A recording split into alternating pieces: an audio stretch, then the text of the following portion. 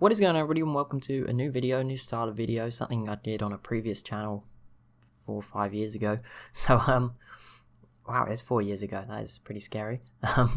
Didn't realize that. Wait, no, 5. I think this one started 2015. But yeah, we're going to do a top 5 Civs to win a domination victory with. If people like it, I'll do other types and other similar things. They're not going to be as regular as the normal videos. It won't be like one every day or whatever. It'll be every few cycles. But I've sort of come up with a list. I've based this purely on the leader and the Civs ability. I didn't include unique units, so it's not perfect. I'm not a machine, can't calculate all that information. And obviously it's all sort of, I don't know what the word is, subjective to what you think is good or not. So this is just like 5 that I think are good in an order that I think might be better. And then there's some honourable mentions as well. Maybe a good list for beginners that want to get a domination victory, not maybe for top level players. You probably know better than me. So I had quite a long list, which I basically went through and had which had an ability on their leader or the Civ that was good for military, and then I narrowed it down to only the ones that had both were good for military, and then there was 9 left, and I sort of picked the top 5 based on sort of some of them were more era based, for example. So both the Englands didn't make it, mainly because it's naval based, which obviously is only half. You might not even be, well, you'll probably be on the coast, but it might not win you a game depending on the map, so I didn't want to put that in. It's a bit too specific. Norway was also very coastal specific, which isn't maybe great if all the capitals are not on the coast. And then Samaria I just didn't include because one of their abilities I think was a bit, it's a great ability, but it wasn't really geared up to war. So they're like 6, 7, 8, and 9, however you want to view it. And then into 5th place, I'm just going to go through here just to advise you. I went with, this is kind of difficult, I should have had this planned. I don't remember what they all look like, this is bad. Where are they? There they are. Scythia in 5th.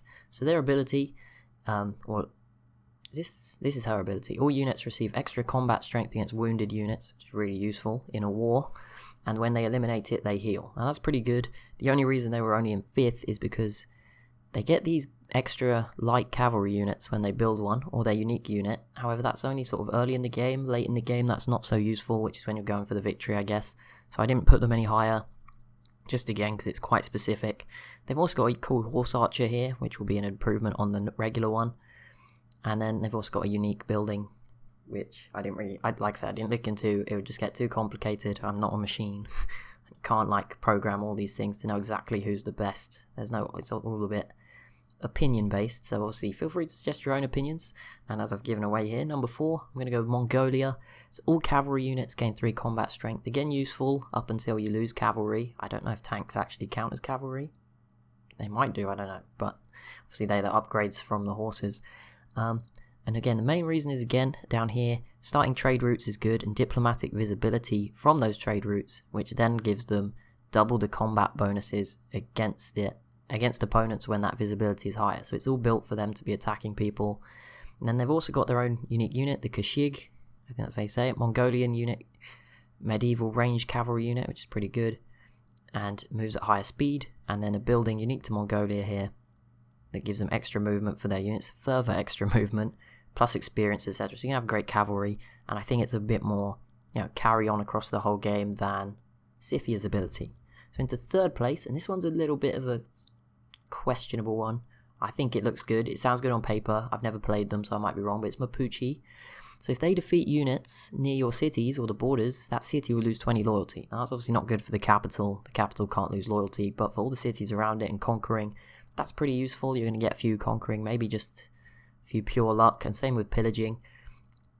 All trade units gain 25. All units trained in cities with governors, which will be quite a few, gain 25% more experience in combat, and then 10 combat strength against civs that are in a golden age. So kind of, if there's civs that are doing well, you'll still be able to fight really well against them. And again, they have their own unique unit here as well. We won't go too much into those. And now into 2nd place, my second choice, and a pretty, probably expected to be in this list, is the Zulu. May form corps and armies earlier, which comes through abilities, but an additional 5 base and combat strength for those corps and armies, which is really good. Cities with a garrisoned unit get 3 loyalty per turn, or plus 5 if it's a corps or army. Conquering a city with a unit will upgrade it into a corps or army. if they're a proper civic. So this is basically encouraging you to have cores and armies and then use them, and it gives you them when you use them, it upgrades them further. So it's basically a snowball of attacking people for the Zulu. And they've also got on it their unique encampment, which will give some housing, and it also, once built, can get you faster cores and armies. It's all linked in to having this huge army. And then the impies are obviously really good units too. Finally, my number one recommendation, again, this isn't from a huge amount of playing time, this is more from the abilities on paper. Let me just find them. Alexander and Macedon.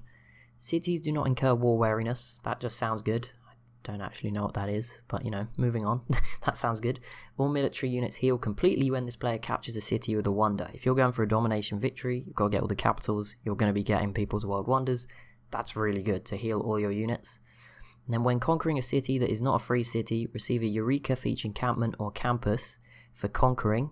Most cities are going to have one of these 4 districts: the campus, the encampment, holy site, or theatre square. So you're going to be getting lots of bonuses for technology to help your conquering, and 2 unique military units on top of the 1 for the other ones. Building unique to Macedon here as well is pretty good. So I would say that's my number 1 recommendation. Again, that's subjective. You can take it in any order. There was other suggestions too. Let me know if you'd like to see more of this sort of theory content, like other top 5s for different victory types that I would like to try as well. Other sort of top 5s, and then maybe just some tutorials where I actually learn how to do stuff properly myself, because I'm not the best at playing the game, I'll admit it. But if I put some research in and then make a little guide to help other beginners or people that just play it like me and just sort of know what you're doing, but not to a high level where you can save it when it goes wrong. So yeah, thank you so much for watching. As always, if you have enjoyed, be sure to leave a like and a comment down below. Be sure to subscribe as well if you're new to the channel, and I'll see you in the next one.